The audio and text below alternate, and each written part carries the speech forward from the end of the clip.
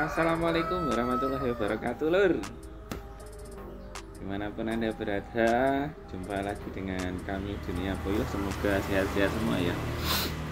Oke, pada pertemuan hari ini kita akan membahas kira-kira kalau PPKM seperti ini, harga telur seperti ini sampai kapan? Sampai kapan lur kira-kira? Oke, jadi kalau saya lihat sekarang harga telur itu problemnya adalah kalau dulu kemungkinan harga murah itu diakibatkan karena Jawa Timur biasanya over capacity, terus kemudian dikirim ke Jawa Tengah, Jawa Barat, itu akhirnya merusak pasar karena harga dari Jawa Timur murah. Kalau sekarang sepertinya kalau dilihat secara populasi antara Jawa Tengah dengan Jawa Timur itu hampir mirip-mirip lah, karena saya nggak cuman dengar dari satu orang, dari teman-teman bagel telur, sekarang trennya Jawa Tengah malah dilempar ke Jawa Timur. Itu kan ngeri sekali. Kalau dulu Jawa Timur itu kan kita sebut saja sebagai produsen sentralnya telur puyuh, tapi semenjak kesini tahun-tahun belakangan ini Jawa Tengah sepertinya kapasitas ternaknya mulai besar-besar, terutama kemungkinan yang ikut PT. Nah, sebetulnya kalau teman-teman bagel Jawa Timur udah mulai 2 minggu kemarin itu ngajak harga telur itu dinaikkan ke distributor Jabodetabek ya. Tapi ya apa mau dikata, Jawa Tengah terutama dari PT, saya dengar kabar jualnya masih murah, stoknya masih banyak. Ya akhirnya mau nggak mau teman-teman dari Jawa Timur supplier telur kirim ke Jabodetabek, luar Jawa juga murah, karena kan ngikutin pasar. Kalau nggak gitu ya nggak laku telurnya. Padahal kita inginnya, karena nota ternak itu minnya udah banyak, karena HPP-nya sekarang itu di harga pakan 320-330, kalau keluar 85% itu HPP harga telur 18.000, kalau di bawah itu sudah min. Nah, kecuali produksinya puyuhnya bisa 90 lebih, itu kemungkinan 17 masih dapat. Nah, sebenarnya teman-teman supplier telur itu udah sejak 2 minggu yang lalu, makanya itu kalau dilihat grafiknya kan seminggu naik, seminggu turun. Nah itu karena apa? Karena kita pengennya mencoba pasar, eskalasi ke pasar itu kita trigger untuk naik. Cuman kan akhirnya kita kalah sama supplier yang lebih murah, dan itu kabarnya suppliernya dari Jawa Tengah dan dari PT. Akhirnya ya mau nggak mau kita ngikut harga pasar. Nah, untuk sampai kapan harga telur seperti ini, sebenarnya secara populasi Jawa Timur udah kurang banyak. Saya tanya ke teman-teman pengepul lain itu yang ngambilin telur ke ternaknya udah banyak banget yang akhir.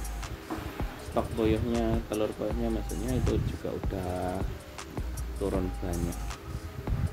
Tapi entah apa yang terjadi kalau di Jawa Tengah, soalnya kan kalau di PT saya dengarkan harga telur kan kontrak ya, jadi kalau kontrak kemungkinan pakannya harga 330, kemudian harga terendahnya 18,5, berarti kan masih untung walaupun dikit kan, berarti nggak kayak yang kita di Jawa Timur itu.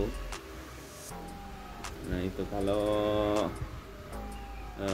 ini kan minggu ini udah mulai progres naik lagi, soalnya kemarin juga dari para supplier yang di Jawa Timur itu kita kompak, yuk kita naikkan gitu.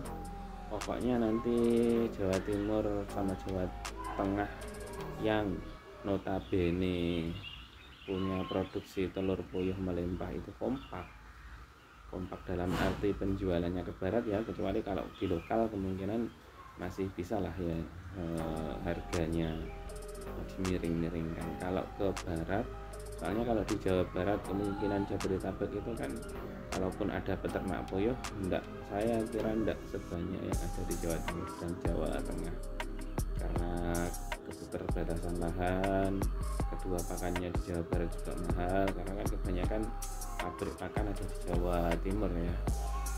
Karena itu kan nanti biaya bahan baku, terus biaya beban angkut dan sebagainya menjadikan harga pakan lebih mahal kalau di Jawa Barat. Nah itu kalau kita di Jawa Timur, kembali ke telur, kalau kita di Jawa Timur dan Jawa Tengah itu kompak. Terus ini juga bersamaan dengan momen PPKM yang udah mulai turun ke level 3, di mana restoran udah bisa buka, angkringan juga udah bisa buka, bisa dine-in atau nyangkruk di makan di tempat. Terus anak-anak sekolah kalau di Jawa Timur udah mulai buka juga, anak kecil. Nah, karena puyuh itu kan pangsa pasarnya yang banyak di anak-anak, yang suka telur puyuh, entah itu telur gulung, entah itu sate telur, entah itu macam-macam produk olahan lah, atau telur cuman direbus. Itu kalau saya amati memang banyak di anak-anak. Dan kedua, angkringan. Kalau angkringan nanti boleh buka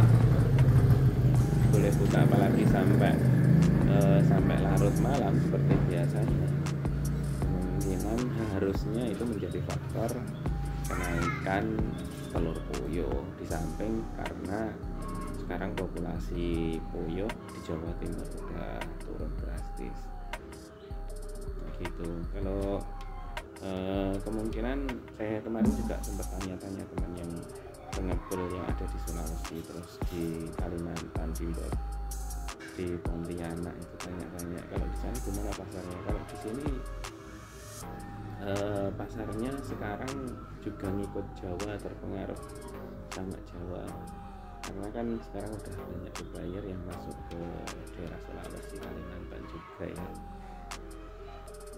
Selain itu kayaknya sekarang kan PPKM-nya malah lebih ketat di luar Jawa, karena Jawa kalau dilihat trennya kasus COVID-nya udah menurun, sementara di luar Jawa malah naik. Nah, gitu. Semoga nanti kan kalau target pemerintah kalau nggak salah sampai akhir tahun atau September kalau nggak salah itu vaksinasi kan udah 90%-an lah ya. Kalau nanti udah 90% berarti nggak sampai 90% lah, katakanlah 70% itu nanti herd immunity kita udah terbentuk bagus sekali kalau vaksinnya udah. Kemarin itu Pak Jokowi bilang udah hampir 90 juta, berarti hampir 50% yang sudah divaksin. Paling berarti kemungkinan 2-3 bulan lagi udah ada di range 60-70%. Kalau vaksinnya nanti udah merata, kemudian anak-anak, kemarin juga saya lihat Menteri Pendidikan yang rapat bersama dengan DPR itu udah mulai buka memutuskan dari SK 4 Menteri untuk membuka belajar tatap muka, berarti nanti ada kesempatan atau ada peluang pasarnya kembali terbuka. Itu ya. Oke, semoga bermanfaat. Monggo komen-komen kalau menurut Anda kira-kira untuk menaikkan harga telur itu gimana caranya kalau di tempat Anda masing-masing juga. Sebenarnya terpengaruh tidak sama PPKM. Itu saja ya dari saya. Jaga kesehatan selalu, tetap ikuti protokol kesehatan. Salam sukses dunia Boyo Indonesia. Assalamualaikum warahmatullahi wabarakatuh.